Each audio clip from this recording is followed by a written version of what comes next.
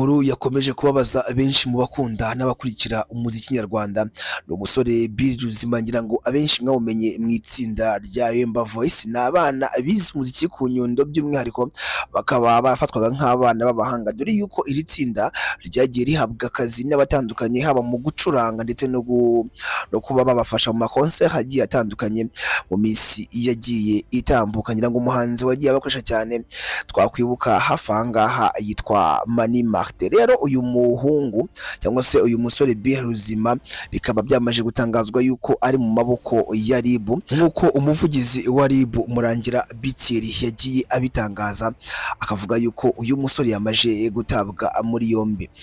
Bill Ruzima akurikiranweho icyaha cyangwa se ibyaha bitandukanye, harimo gukoresha ibiyobyabwenge ndetse no kubitunda abivana hanze abizana mu gihugu.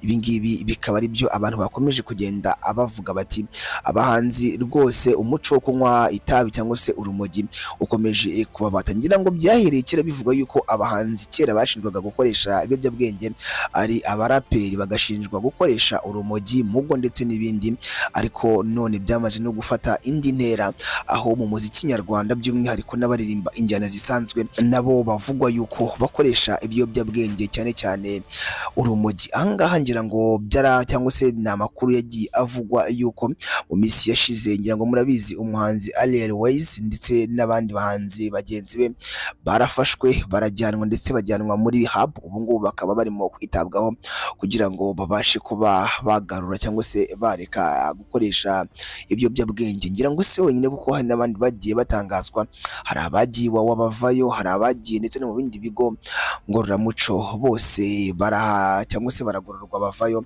kubera gukoresha ibiyobyabwenge. Ari byo abantu benshi bakomeza kuba bavuga bati umuziki nyarwanda ntabwo dushobora kubona imbaraga ziri hejuru mu gihe abahanzi nyarwanda baba bakoresha ibiyobyabwenge, ati ntabwo twabona abahanzi beza. Ngira ngo uyu muhanzi Bill Ruzima abantu benshi bamufataga nk'umwe mu bahanzi b'abahanga cyane, kandi by'umwihariko umuhanzi ukiri muto byari byitezwe yuko ashobora gutanga imbaraga zikomeye cyane mu kubaka umuziki nyarwanda, by'umwihariko mu kubaka injyana zitandukanye, dore yuko yize gucuranga ibyuma bitandukanye, akaba yarize umuziki by'umwihariko mu ishuri ryiza dufite mu Rwanda nk'ishuri bita ku Nyundo. Rero magingo aya ngaya akaba ari mu maboko ataraye. Ushobora kuba ukunda uyu muhanzi Bill Ruzima cyangwa se wakundaga indirimbo ze, ese nihe nama wagira abahanzi nyarwanda by'umwihariko cyangwa undi muntu wese wumva wifuza kuba yakwinjira mu muziki by'umwihariko?